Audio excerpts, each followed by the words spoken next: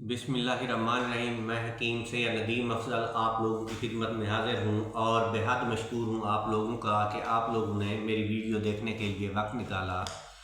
नाज़रीन, आज जो मैं नुस्खा लेकर आया हूँ, ये जो नुस्खा है पित्ते की पत्थरी का है। नाज़रीन, जैसा कि आप जानते हैं कि खुदा न खास्ता अगर पित्ते में पत्थरी पैदा हो जाए तो एलोपैथिक डॉक्टर जो हैं उसका ऑपरेशन ही करवाते हैं।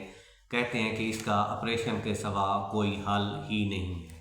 अगर खुदा न खास्ता बड़ी यानी कि 5 सेंटीमीटर तक यानी कि सेंटीमीटर तक पथरी हो तो फिर पॉसिबिलिटी भी यही है कि उसे आप ऑपरेट करा लें। अगर इससे छोटी है यानी कि कुछ की पथरी है तो वो बआसानी तहलील हो जाया करती है।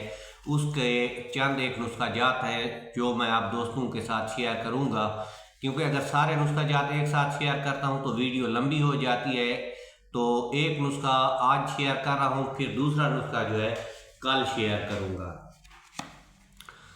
तो नाज़रीन, आपने एक मछली होती है जिसको हम डमरा मछली कहते हैं। अगर आप लोग उससे वाकिफ़ हैं तो आप उसे जानते होंगे। डमरा मछली को उसका आपने पित्ता लेना है। अगर डमरे का आपको पित्ता ना मिले तो आपने पित्ता ले लेना है बकरे का, यानी कि या मछली का पित्ता लें तो अव्वल है, अदरवाइज जो है आपने बकरे का पित्ता लेना है।